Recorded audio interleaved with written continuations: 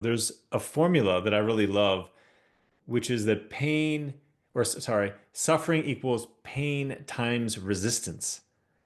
And that's really interesting and it's not pain plus resistance. If it was pain plus resistance, even if you remove the resistance, you still are going to have whatever suffering comes from the pain itself.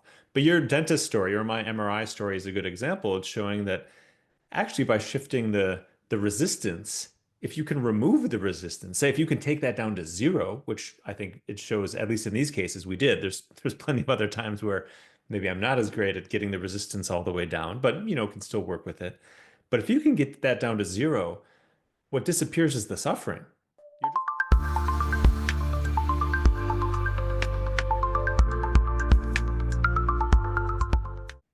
Hey Richie, so I was in your home turf yesterday. I was in an MRI and I was getting my shoulder scanned. I've been having some shoulder problems in the past year or so. And as you well know, and anybody who's ever been in one of these contraptions knows, it's a pretty unpleasant experience. First of all, it's really cold. I'm lying there, you're strapped down, you can't move. And on top of that, there's these really intense noises. There's all sorts of whirring and chirping. It's super loud. It's a little bit unsettling. So there I was lying there. I think it was 20 minutes that I was doing it, and they were going through all these different scans and trials. And I noticed right away, because I'm a meditator and I had a little space, so I didn't have anything else to occupy my mind. I noticed right away that I was having a physiological response. Actually, what I experienced was a tightening in my chest. It felt like this tightness in my chest. I noticed my breathing was changing a little bit. And then there was this emotional tone of aversion. I just didn't like it. It was not pleasant. Everything about this experience on every level was aversive. And as I've done many times, in fact, I was part of one of your very earliest studies on pain and the pain network in the brain, as you know. I did then or yesterday, what I've done many times is I just rested my awareness and started to explore that experience. So I literally brought my awareness into my chest region and just let it sit there with this tightness. And it didn't even go away. It slowly eased, but it was funny. I kept doing that. Every time I noticed discomfort, I was bringing awareness and exploring the experience, not trying to change it, but getting curious about it. And by the end, I had a great meditation. And I came out of that, and the woman came to kind of unstrap me. And I said, that was great. That was actually really restful. And she said something like, wow, I haven't heard that before, or something like she was kind of shocked that I had a big smile on my face and was feeling pretty good. But I really did. It honestly was a very relaxing, restful experience, despite the first few moments of it where I had this strong response. So I wanted to ask you about the brain on discomfort. We all have a million times every day that create agitation, discomfort. This was not some huge life episode. It was just a small daily annoyance. But first of all, why don't we just talk about what actually is happening in the mind, the body, the brain, the nervous system when we have these moments of agitation? And then we'll talk a little bit about what we can do with it, maybe have a very different response than the usual one we have. Yeah. So, yeah, thank you for sharing that. I had a very similar experience, not in the MRI, but just a couple of weeks ago at the dentist. And I needed a new That's maybe the crown best example. put on. And that was, most people my age have already had some experience with the dentist. And so I've had some prior experience, so I knew what to expect. And I actually have gotten to a point in my, life where I actually welcome it. I mean, it's a bit pathological, but I knew I'd be sitting for about an hour and a half. I needed a new crown put on, but there's a sense of curiosity, and the dentist injects the anesthetic agent to numb. And I actually, it's for me, it's interesting to I know what you notice. mean. It's like the challenge. You're like, okay, like let's see what happens here. It's kind of like Yeah, game on. right. So just bring it on. Uh and so, from and I don't, I honestly gotten to a point where I don't really mind it, even though they're, my mouth is open, like with pliers that's keeping it open and all of that, which, is very common. But so, I think all this is extremely interesting, and also it is very common because these are common experiences that we all have. So the a lot of the work in science on this comes from the study of pain. Pain and discomfort really are kind of near neighbors. And there's one key element here that really is important, and that is there's the response to whatever it is that's producing discomfort, and then there's an emotional response to the discomfort. Hmm. This is in Buddhist terms, the first and second arrow, which you well know. Exactly. Exactly.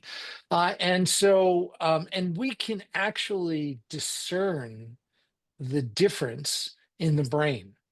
We can discern the difference in that initial first arrow response to the pain or discomfort itself, and then the second arrow, which is really more the emotional So I would response. imagine the first arrow is sensory regions, and what else, so what is going on in the brain when in that first arrow, that first response? So the first arrow is dominated by sensory regions. And so in your experience of going into the MRI scanner, you're lying in a constricted kind of posture, um, and the primary sensory representation is somatosensory. It comes from our touch. There are things touching your body, squeezing you in, um, and so that's a big part of this initial response, the discomfort response.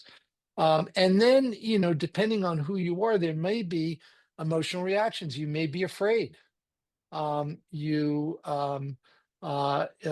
may be sad that you have to go through this. There are all kinds of emotional responses that can occur, and it turns out that there is a relatively independent network that gets activated in response to that initial discomfort. And the scientific research shows that that second arrow is more easily modifiable compared to that first arrow. Doesn't mean the first arrow can't be changed. It can, but the primary change is in the second arrow. And it's amazing when you do change the second arrow, it completely changes your experience. Because then you can approach it with curiosity. You can investigate the sensory experiences that you're having. You can be curious about how your body is responding. You can deploy your awareness, and you have a kind of nimble response that's not constricted by by the second arrow's emotional response. Yeah, I've noticed that our default way of thinking about experience tends to be that pain equals suffering. In other words, that any of the suffering we have in life is basically that first arrow, and the only way we really can address that is by trying to remove the first arrow. And we completely forget about the second arrow. There's a formula that I really love, which is that suffering equals pain times resistance. And that's really interesting because and it's not pain plus resistance. If it was pain plus resistance, even if you remove the resistance, you still are going to have whatever suffering comes from the pain itself. But your dentist story or my MRI story is a good example. It's showing that actually by shifting the resistance, if you can remove the resistance, say if you can take that down to zero, which I think it shows, at least in these cases, we did. There's plenty of other times where maybe I'm not as great at getting the resistance all the way down, but can still work with it. But if you can get that down to zero, what disappears is the suffering. You're just left with pain minus suffering. And that usually doesn't really compute in our normal paradigm. We think it's actually the pain that we should be trying to work with. And of course, sometimes if we can address the pain, we should. It's not as though you should be a masochist and be seeking it out. I mean, sometimes it might be a signal of something you really need to address, but sometimes it's just there. It's not something you're going to be able to get rid of. There's no version of having a body that isn't going to involve some sickness. There's no relationships that isn't going to have some loss and stress from relationships. So focusing on the resistance is seems to be what you're suggesting. So specifically in the brain, let's walk through for somebody who maybe doesn't meditate or hasn't applied meditation in this way. Could you walk me through kind of like the inner paradigm of what's going on in the brain and nervous system before and after that shift in resistance, before and after having, maybe having that resistance that we often feel, and then shifting the inner paradigm so that is diminished or even disappears entirely, and what might be happening in the brain and nervous system? Yeah. The initial response to the discomfort, as we talked about, is dominated by sensory components. And in the case of both the MRI experience you had and the case of my dentist experience, it's going to be a lot of activation of the somatosensory cortex, which is the area in our brain that is monitoring our bodies, our physical bodies.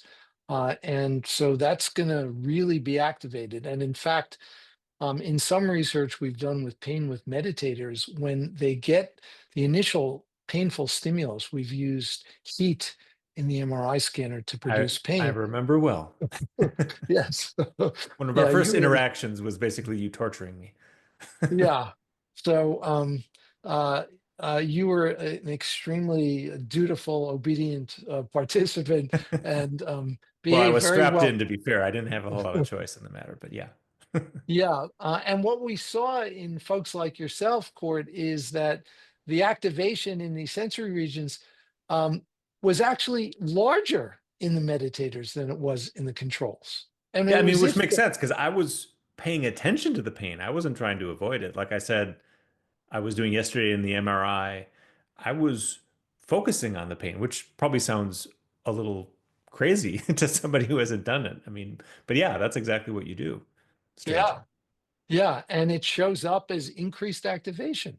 But the emotional regions of the brain, like the amygdala, the ventromedial prefrontal cortex, which is a part of the prefrontal cortex that's very involved in emotion, uh, the anterior cingulate cortex, also um, a part of the brain that's part of this salience or emotion network.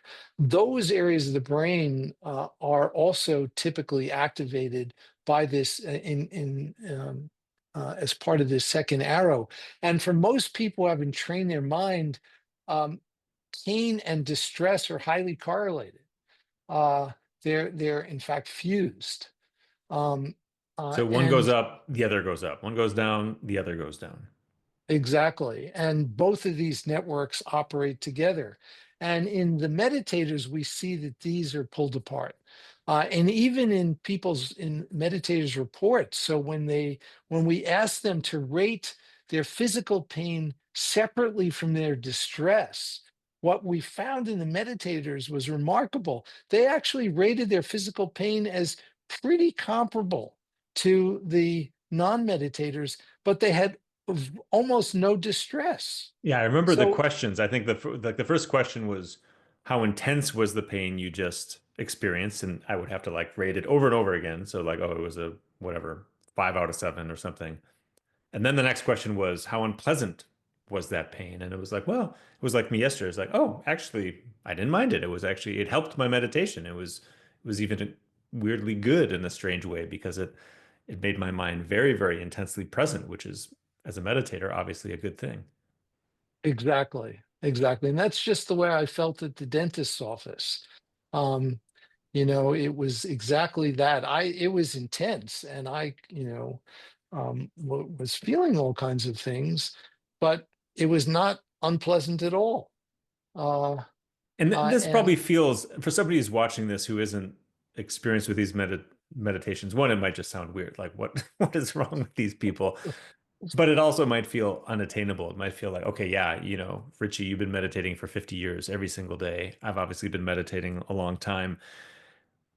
how attainable is this? I mean, do you need to meditate for 50 years to experience this? What could people expect if they're actually new to this? And maybe next we could discuss how to actually get started. Yeah. Well, we know from our research that it doesn't take much to get things going in the right direction. And in the studies that we've conducted with the Healthy Minds program, which you, Cort, have been the chief architect of, um, we see changes, measurable changes that begin to occur in the first week that a person is engaged, by the end of the first week. And, if a person is And this meditating is just a five couple minutes, minutes a day. This is not yeah, five hours or minutes a anything. day. So, it's basically, they may have meditated maybe 30 minutes total. That's across the week, 5 minutes a day for 6 or 7 days. And we're already beginning to notice some change. And Uh, also, and just as a little footnote, these can be active meditations too. Like in this particular program, as you know, Richie, you don't necessarily even have to sit still. You could do any of the practices as an active practice while you're, walking your dog or commuting to work or doing the laundry. So a lot of the people actually do those practices. Some of them might not never actually formally sit down to meditate, but they're doing formal active practices. So yeah, it's really quite amazing in the small amount required. yeah, and uh, that's an important reminder. And for listeners, it's one of the things that we've uh, explicitly studied is whether the active practices are producing effects that are comparable to the formal meditation practices. And it turns out, at least in beginning meditators, there's no difference. They're both effective, they're both equally effective. When we first saw that result, I was astounded. Uh, and it's very heartening because there are some people that I mean, we've worked with different kinds of sectors like educators, public school teachers, healthcare Firefighters. providers, Yeah. firefighters, doctors. A lot of these people, just the idea that they should go take another half hour out of their day and go meditate causes more stress. Um, but Yeah. In fact, the one of the first big studies, just as an example of that, was with school teachers and school employees right at the beginning of the pandemic. I mean, can you imagine a more overwhelmed, stressed out group than school teachers like 6 months into the pandemic? So if they could do it and we're still benefiting, I mean, to me, that's just remarkable because usually that's the thing. Like, yeah, I know this probably would help me, but I'm too busy, I'm too stressed out. Like that's actually when we need it most. And the science shows that even the most busy, stressed out people really can benefit tremendously. Yeah, and the approach that we take is really a light, friendly approach, if you will. I was meeting with a person this morning who said, "Well, I'm ADHD. I can't meditate," and he was, just moving his body. And I said to him, simply, simply be aware of your ADHD. Right now, just and his foot was, he was shaking his foot. I said, "That's great. Use that as a way to anchor your awareness. Just be aware of your foot." Hmm. um and he said, "Really?" And so he just did that, and can just taste it, even in right at that moment, sitting at a table having a cup of tea. And the weird thing about discomfort, going back to the MRI or to the dentist or a million daily annoyances, is that when you see this little hack, it's like this little inner hack for the mind that seems counterintuitive, but completely changes the game and changes how we experience these little stressful moments in life. Actually, these moments are powerful precisely because not only they release a lot of the resistance and the mental emotional second arrow kind of energy that arises, but also because they naturally draw our attention. I used to have a lot of physical pain. In fact, to this day, because of some car accidents I've had, I get headaches from postural. Like if I sit with bad posture, I'll just be guaranteed to get a headache. And the headache naturally draws my attention, unlike the breath, where it's hard, it doesn't naturally draw my attention. it's like a magnet. Difficult experiences are like a magnet to attention. So if you stop trying to resist and you actually use that magnetic energy of difficulty, that's precisely why sitting in the fMRI or lying in the fMRI or the MRI, I should say, not fMRI, the MRI actually was a powerful meditation because it was so easy to meditate. I just needed to shift my inner paradigm. So, anyways, just a little PR for Yeah, meditation. I love that. Yeah, Discomfort actually is the best time to meditate for so many yeah, reasons. yeah, So, yeah, absolutely.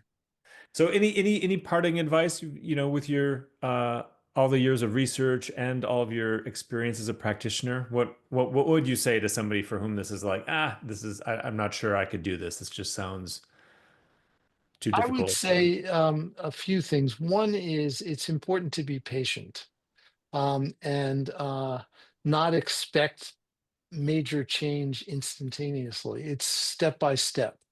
And the other is stick with it, even if it's just for a few minutes a day. That's great, and that's a beautiful way to start this. And if you really make a commitment to doing it every day for just a few minutes a day, you can begin to notice change. And I often use the analogy of brushing our teeth. We most people don't miss a day of brushing their teeth. They do it every day. And it's not in our genome. We've learned to do this. yeah, And we're not uh, genetically programmed to grab a toothbrush and scrub away. yeah, and yet we do it because it's something we know is good for our personal hygiene. And what we're talking about here is something that we think is good for our mental hygiene. And so just reframing it in that way, this is kind of the mental equivalent of brushing our teeth, I think can be very helpful. Yeah, I totally agree. I mean, when I think of the most helpful part of this, pointing back to what you said earlier, I think the most powerful thing is the perspective shift. Seeing these little road bumps in life and obstacles and moments of discomfort as opportunities to get to know the mind, to explore inner experience. Just that shift in perspective, I think, is like 99% of the whole kind of inner transformation. And then that opens up so many opportunities. There's like you can entire life do nothing but just explore all of the ups and downs of your inner experience in that space of awareness, and you'll never get bored. So I think that inner shift, and then like you said, just keeping it simple, just short moments, little brief moments of awareness, getting curious. I mean, it completely changes everything. So thank you, Richie. Great conversation. Hopefully everybody listening here found something useful. I certainly did, and I look forward to our next conversation. Thank you, Court. Appreciate it.